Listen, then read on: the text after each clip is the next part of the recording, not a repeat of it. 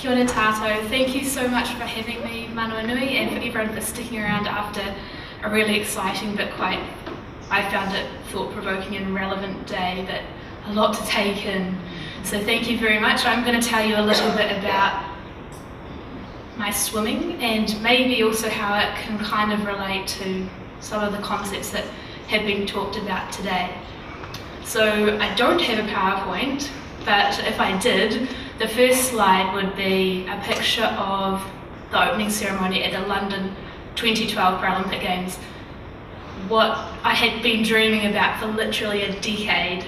I was this 9-year-old kid who had low vision and was a bit different from all her classmates and was really bad at ball sports and felt quite isolated sometimes, but enjoyed school and hanging out and making sandcastles and doing things outdoors with my family.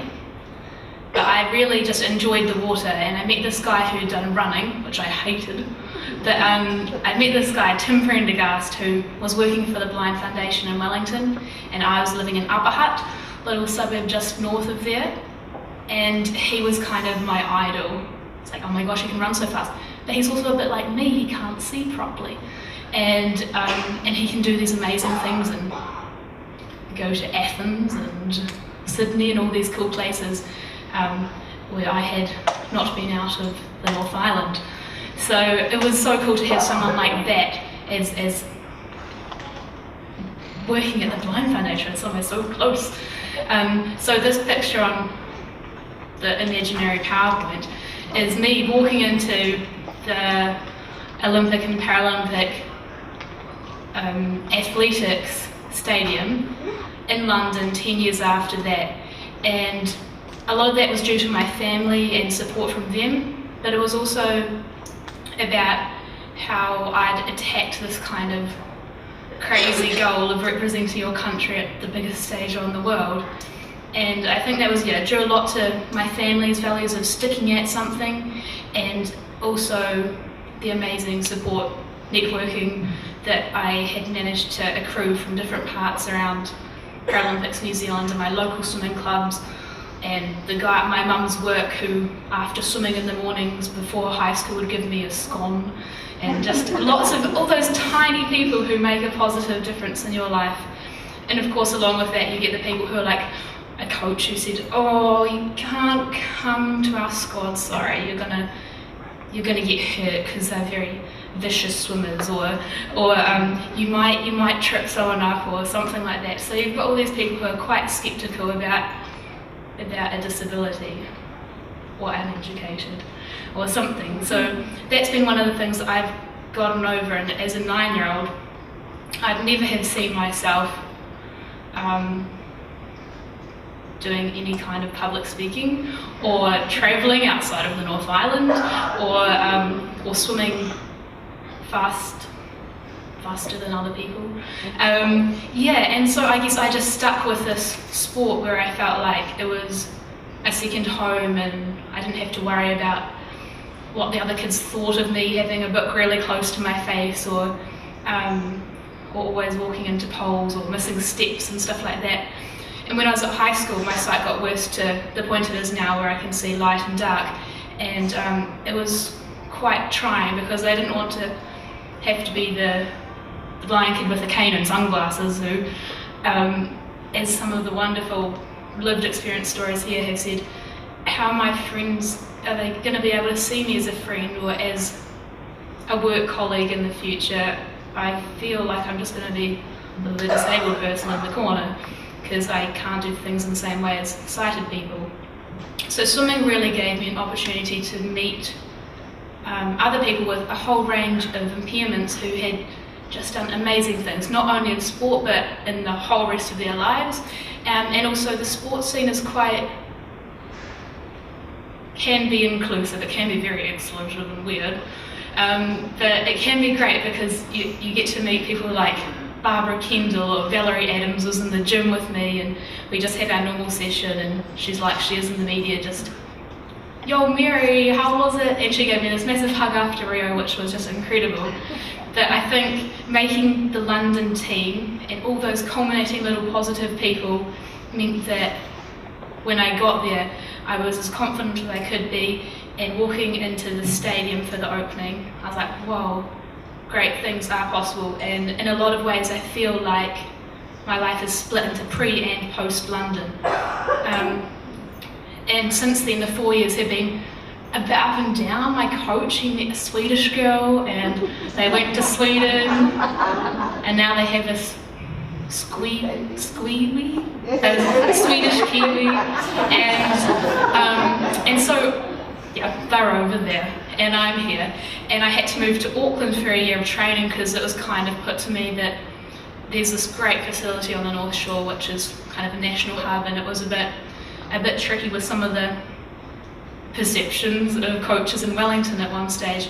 So I ended up coming and living on the North Shore for a year, which I found quite bubbly. I was in a little bubble of swimming people in one suburb where I could do everything swimming-wise, but it was very difficult to do other things. And we had a nice sports psychologist who I had met in London, and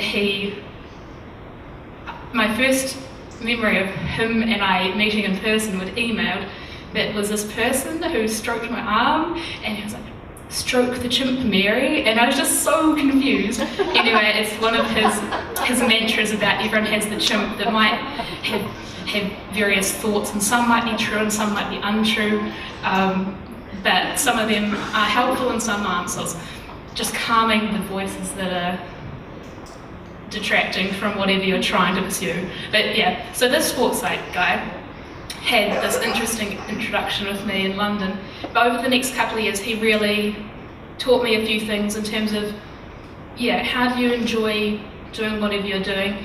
And for most people it's a lot of what we've been talking about today in terms of that feeling competent or like you are good at something, and for me that's swimming, mostly at the moment, and also having choice or autonomy. So for me in Auckland I found that quite hard because it felt like I'd been kind of pushed in that direction, and I wasn't confident going around the city on the public transport, and I didn't really know any people outside of the sports industry on the shore.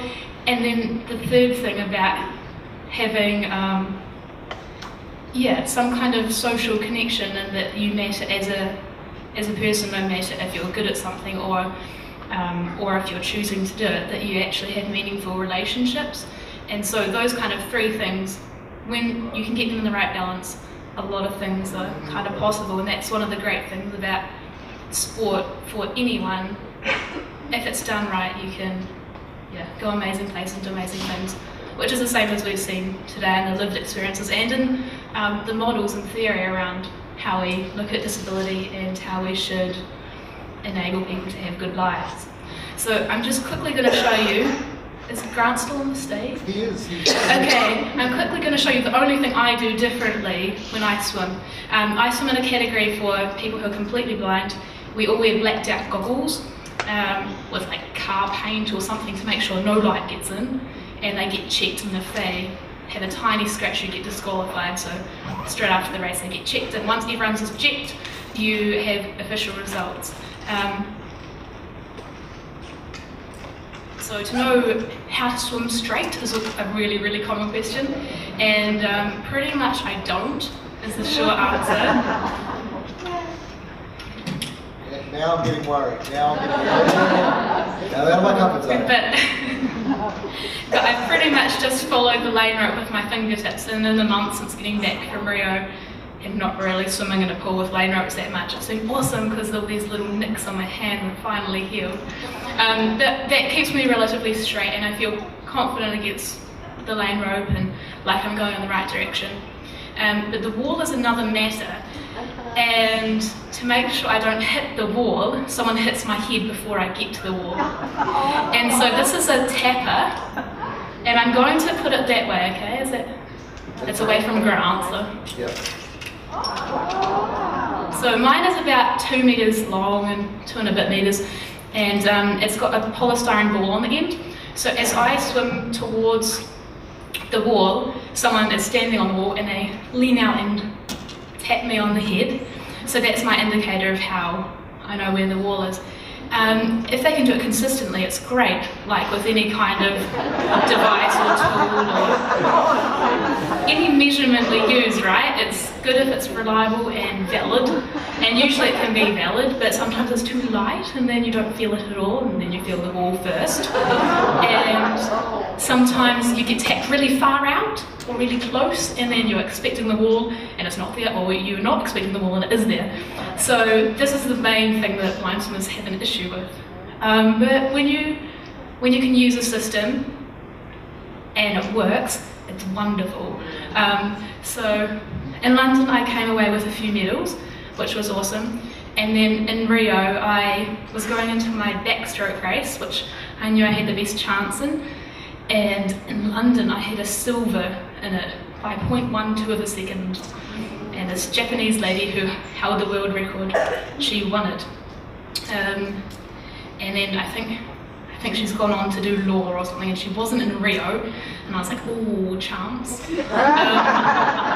But there's this amazing Dutch girl who just turned 16 in Rio, and an Estonian woman, and just all these people who are new, and all these different things come up. So you just totally have to swim your race, and I think as a blind swimmer that's very, very true, because it's only maybe 1% of the time when you're swimming against a lane rope and the person in the next lane is swimming against the same lane rope, more on either side of one lane rope, and you can sometimes feel their splash, but usually you have no idea what anyone else is doing, and it's only really when you tap a person who hopefully meets you out of the pool and guides you, so you're not standing on the pool deck and 15,500 people like, oh, she doesn't have a guide.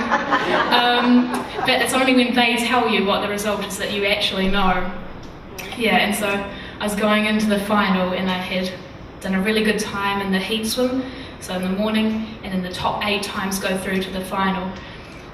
And I was ranked first, and I just had to really try and put all the training of the last 4 years, but it's really more like the last 15 years since I started as a little kid on a Monday and Wednesday night for an hour, compared to that person before London and Rio who was doing 10 swimming sessions of 2 hours each and 5 times at the gym, and just all this massive training, but also like the sleeping and eating and being mentally prepared and stroking the chimps and whatnot, that you're there and it's going to be a minute and a bit of racing of your life.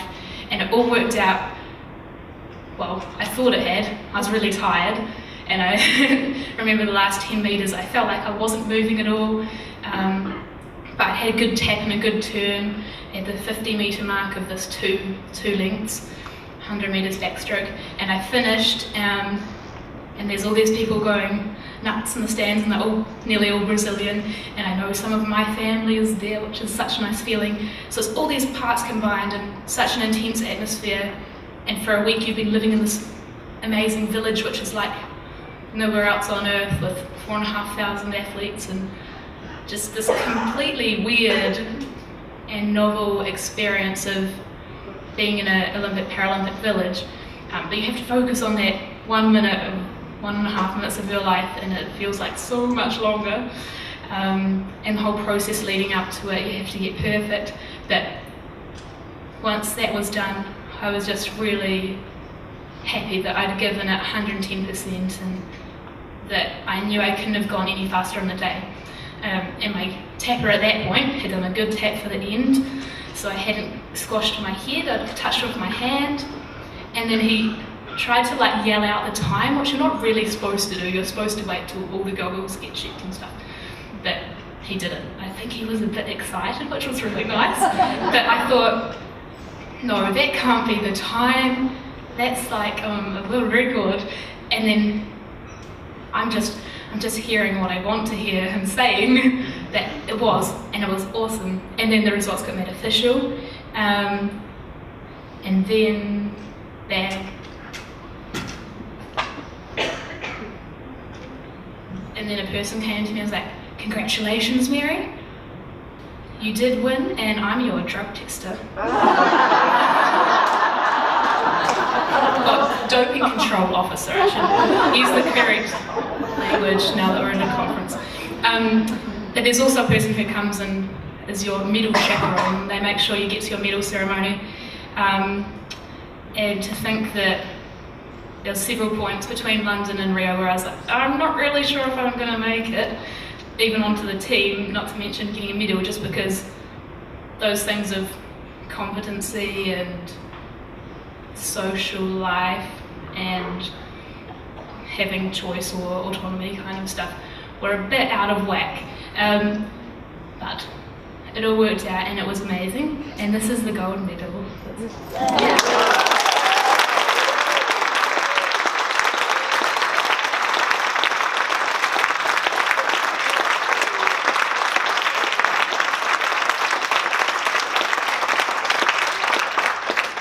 Thank you very much. Swimming is an individual sport, but it's definitely by no means an individual effort. It's it's a big team effort, and these medals from Rio are really cool. We will definitely have it around to pass around and have selfies with, and I wouldn't recommend biting it because there's quite a few preschoolers handling it yesterday. But we will definitely make sure, if you want to see the medal, it is here to be shared. I don't know if you heard about this, but you can hear the medals. They have a rattle. So all the goals make that sound, which is really nice for people like me, because in London I can tell the difference between medals. I think I'm going slightly over time and Grant might want to ask some questions. But I think there's a really good Paralympic swim coach in the States who did some tapping with me just before London when I was trying to qualify for the team. And he recently has a good Facebook feed, and he recently put up about how swimming is all about increasing propulsion and minimising drag, and I think that can kind of definitely apply to a lot of areas of our lives in terms of how you get to a goal or how you go forward in an area can all. If you can streamline the process, or if you can work out the right things to focus on and take away the chimp or the whatever other things, then great things are possible. And it's annoying sometimes because they can happen really slowly, or it can happen right at the top of some kind of political agenda. But it's, even though those things can take time or seem far away, it's bad to think that they can't happen, because cool things can happen even though there can be a lot of bad in the world.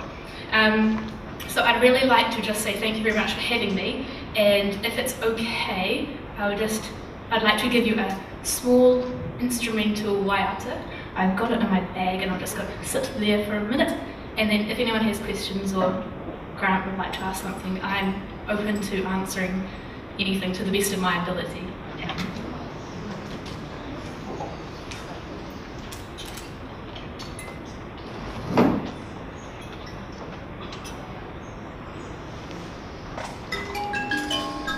Can you want to share some of the things that you're up to or going up to? Or? Yeah.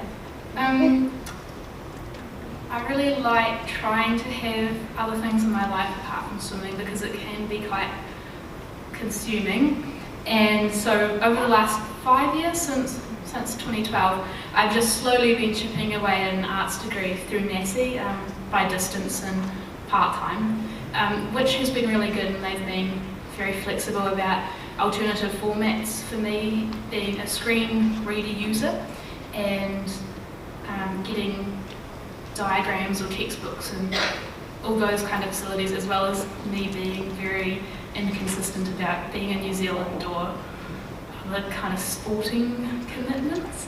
Yeah, so that's been great. It's been very much a background activity, but it's nice that it's nearly coming to an end. So I'm at a bit of a self-direction crossroads with that, in terms of do I want to do postgrad, or do I want to do some work, or just coming to conferences and chatting to people like this I do really enjoy, because there are a lot of amazing ideas floating around here. And so that instrument is a mbira, like mbira, and you spell it M-B-I-R-A. It's a Zimbabwean instrument, so that's one of my other kind of hobbies. And recently, I haven't been swimming that much since getting back from Rio, but I knew that I was really keen to have a go at something completely different. So Catherine Bennett, who was presenting upstairs earlier today, her and I have entered a very long run in February, which is slightly terrifying at the moment, but it's completely different from horizontal exercise and trying to go fast horizontal exercise. This one is vertical, just trying to make it in the end exercise. So it's a Tarawera Ultra Marathon if anyone is around in February, so that's all we're doing.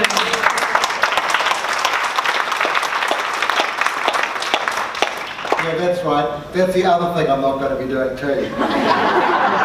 So we always need supporters and people to bake or anything. Yeah, first.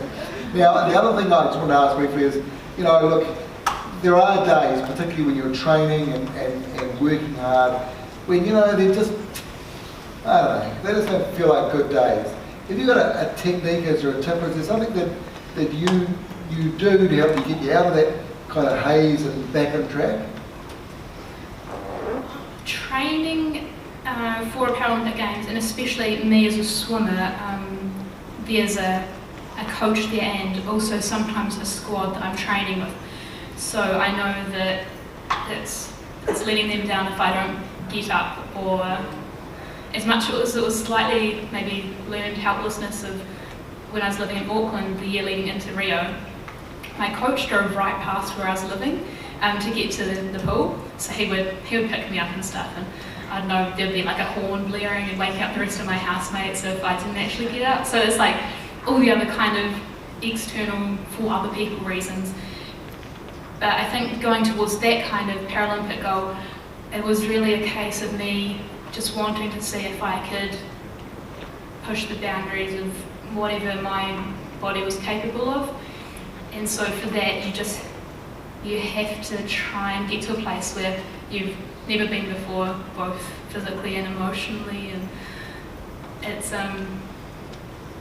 really hard at the time, but I think it's a good learning experience and hopefully it gives you skills for other things. And the 4 Paralympic values are courage, determination, equality and inspiration. But we can use that in some context definitely, but just I'm not a fan of it in others. But I think those 4 things, just really trying to, knowing that your training is going to pass those on to hopefully New Zealand public was a big motivating factor, especially for me going into Rio.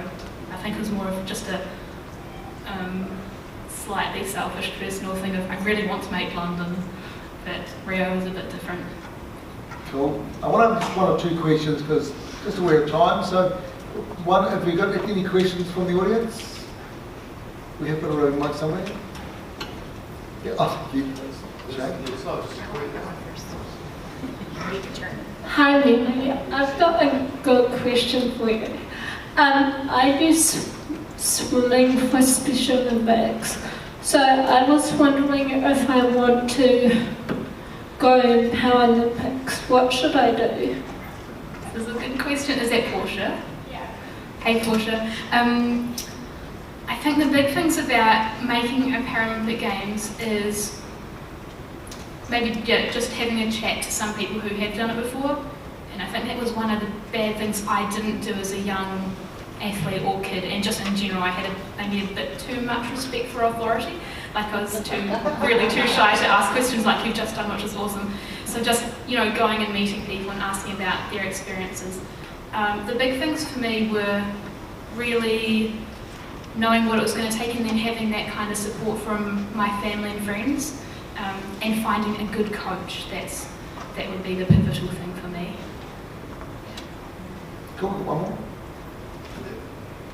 It's not really a question, I just wanted to say that when the Paralympics was on TV, I was glued to the whole thing and I found it really great to watch and really enjoyed it, the whole New Zealand team. It's the best one I've ever seen, I think. It was the best one. Yeah, and and big ups to the broadcasters and everyone who made that possible. Yeah, I'm sure it's good on TV. Yeah, Japan. Tokyo 2020 is the question. Yeah, Japan, everyone is asking. It's tempting, but my coach has just moved overseas. The other coach. So yeah, in a crossroads self-direction thing. I think I'll definitely go. I'm not sure if I will be competing. Yeah, it's hard to tell at this stage. Thank you, Mary. We've got a nice little I'm gift. on your right, Mary, and I have a little gift for you, of course, but before I give that to you, I just want to say that we don't have enough words to describe how much we appreciate you and how proud we are of you. We met Mary before she got her world record and her gold medal. We fell in love with her then. And so I was watching the TV as well, and when she touched that side and the world record came up, I was a kid in front of the TV jumping up and down, squealing. So yeah, we're very, very proud of you. So thank you very much for coming and sharing your experience with us.